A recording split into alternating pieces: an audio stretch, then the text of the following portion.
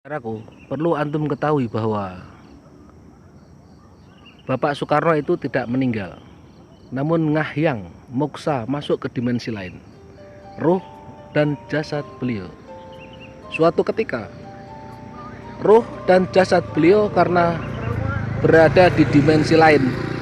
Kenapa sampai sekarang masih hidup? Karena beliau minum air kehidupan.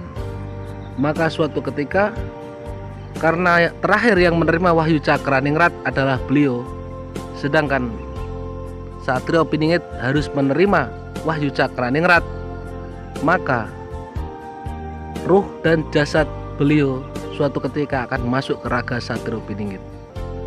Itulah kenapa Satrio Piningit tanda tangannya bisa menyairkan dana-dana yang ada di bank luar negeri itu. Karena di dalam Satrio Piningit, di dalam dirinya ada ruh dan jasad Bapak Soekarno. Karena mau tidak mau, wahyu Cakraningrat harus masuk ke raga Satrio Piningit sebagai wahyu akhir zaman. Sedangkan Bapak Soekarno tidak meninggal, muksa ruh dan jasadnya, maka ruh dan jasad beliau akan masuk ke raga Satrio Piningit. Bisa dipahami? Kenapa Bapak Soekarno dengan Satrio Piningit ada keterikatan takdir, yaitu sangkut pautnya dengan wahyu Cakraningrat. Paham tum?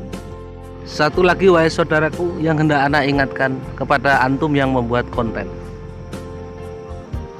Ada yang mengatakan bahwa tatkala dia menyampaikan sesuatu, dia mengatakan, "Ana bukan siapa-siapa, ana tidak bisa apa-apa." Namun dia mengatakan, jika orang lain masih ngopi dan ngerokok, maka dia bukan orang sakti. Tanpa engkau sadari bahwa itu adalah sebuah kesombongan. Dengan mengatakan orang lain belum sakti, artinya mengatakan bahwa dirinya orang sakti. Walaupun dia mengatakan, saya tidak bisa apa-apa, saya bukan siapa-siapa. Namun dia mengatakan, orang yang masih suka ngerokok dan ngopi itu bukan orang sakti. Itu mengatakan bahwa dirinya orang sakti. Itu adalah sebuah kesombongan. Paham tum?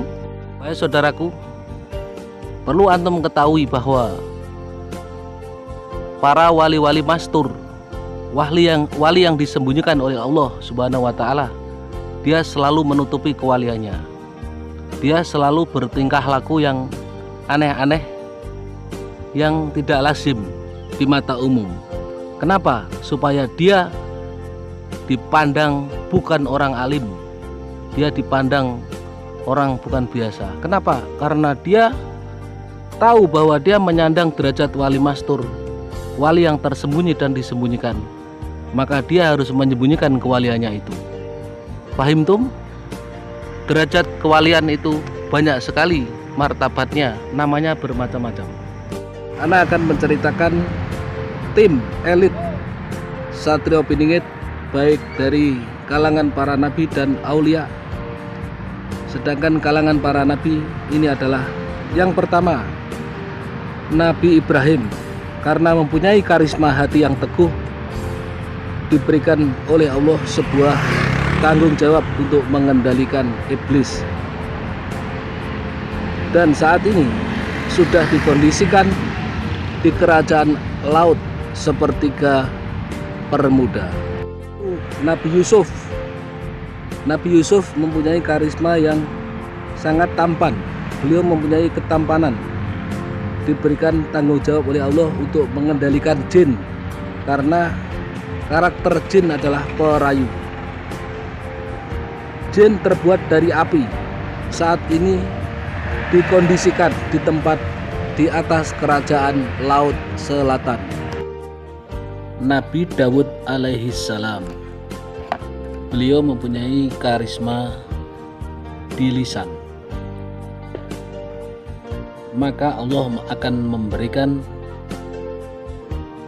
tanggung jawab untuk mengendalikan setan. Karena Nabi Dawud memiliki satu, kecepatan. Dua, Nabi Dawud merupakan panglima perang. Nabi Dawud itu bisa mengalahkan raja-raja jin karena beliau adalah seorang panglima perang. Raja jin Jaljalut juga takluk pada Nabi Daud. Karena itulah Nabi Daud diserai tanggung jawab untuk mengendalikan setan oleh Allah. Wahai saudaraku, lalu Nabi Sulaiman alaihissalam, beliau menguasai hewan, tumbuh-tumbuhan, jin dan bangsa siluman. Posisi beliau mengkondisikan semua bangsa siluman ada di hutan larangan dekat Gunung Merapi. Disitulah sebenarnya pintu Istana Bintang.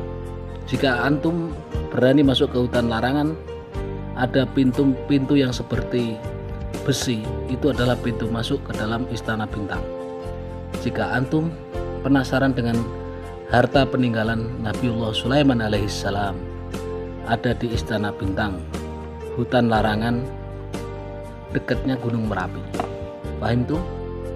Lalu Nabi Muhammad Sallallahu Alaihi Wasallam, beliau memiliki perilaku yang sifatnya kesempurnaan.